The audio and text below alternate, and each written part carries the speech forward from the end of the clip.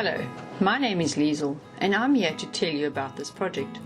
While I take immense pleasure in driving it during the summer, my partner, Peter, or PJ, is the mastermind who did all the work on this vehicle. Please pardon the quality of the photos. There was no forethought of making a video.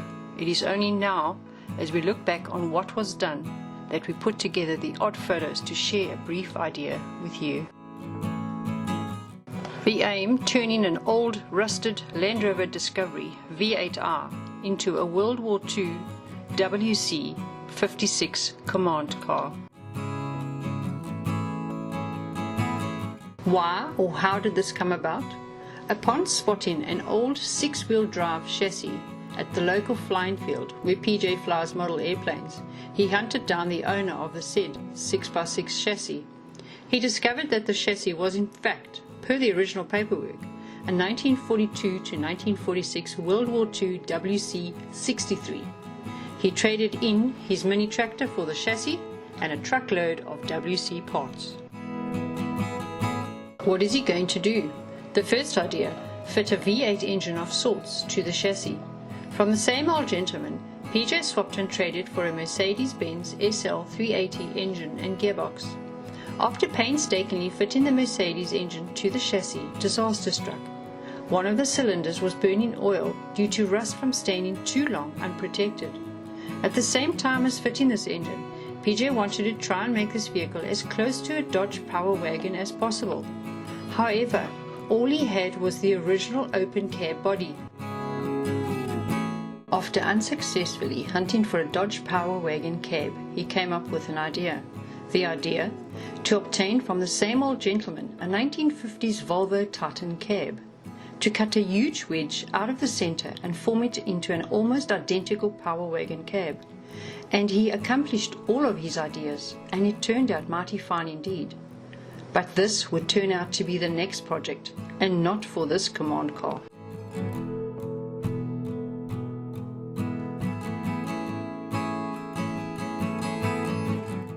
Back to the engine problem. After visiting the old man at his scrapyard of treasures, PJ noticed he had a pair of Landrover Discovery V8Rs.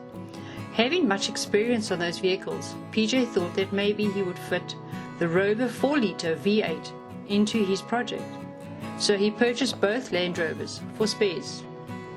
After completely disassembling one of the Land Rovers, PJ placed the engine and gearbox into the WC63 chassis to see if it would fit. Shockingly, it was way too long. Back to the drawing board.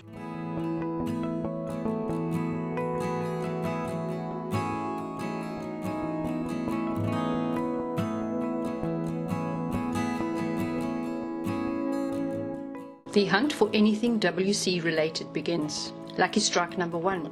On Marketplace, Peter found a derelict fire engine giveaway.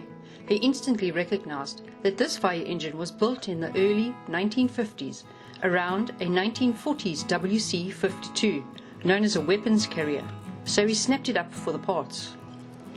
Lucky strike number 2.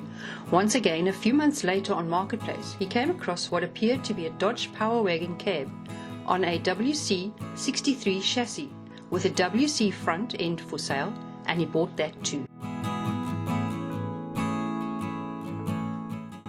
Decisions. Now he has a yard full of various vehicles and parts. What was he going to do? A perfectly good Land Rover chassis and a heap of WC body panels. He thought to himself, waste not, want not. He can create a WC56 out of spare parts and some engineering. And that is how Operation Command Car commenced. Legalizing the command car. Here in Sweden, to make this car road legal, one must build it under the guidance and inspection of Sweden's National Association of Vehicle Builders, called the SFRO.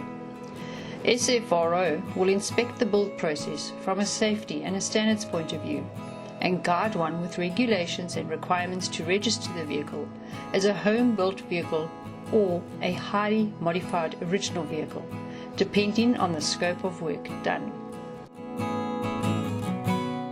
Once the vehicle had been completed and Peter obtained the SFRO certificate, It was then on to have the vehicle inspected by an official government inspectorate. After passing that inspection, it was registered according to the new specifications and the correct paperwork was issued.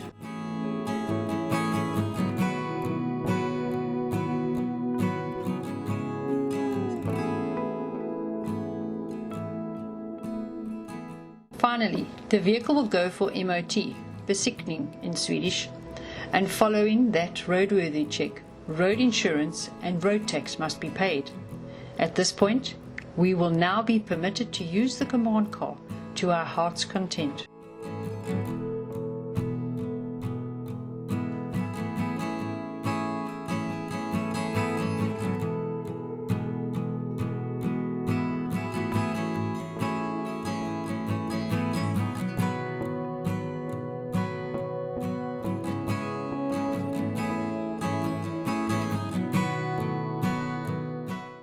One drawback is that a home-built vehicle must be MOT inspected every year, while an original would be MOT exempt.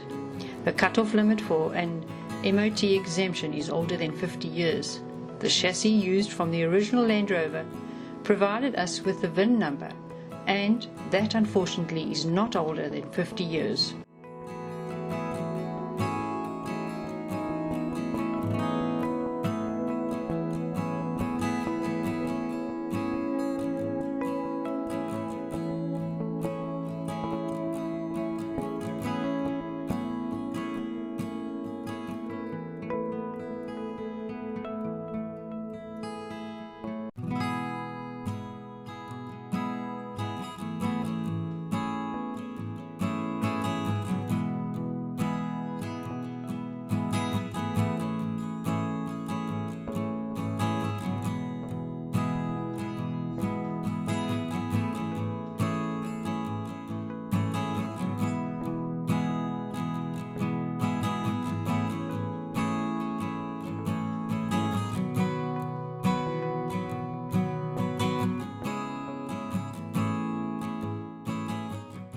We hope you have enjoyed this short introduction to our projects.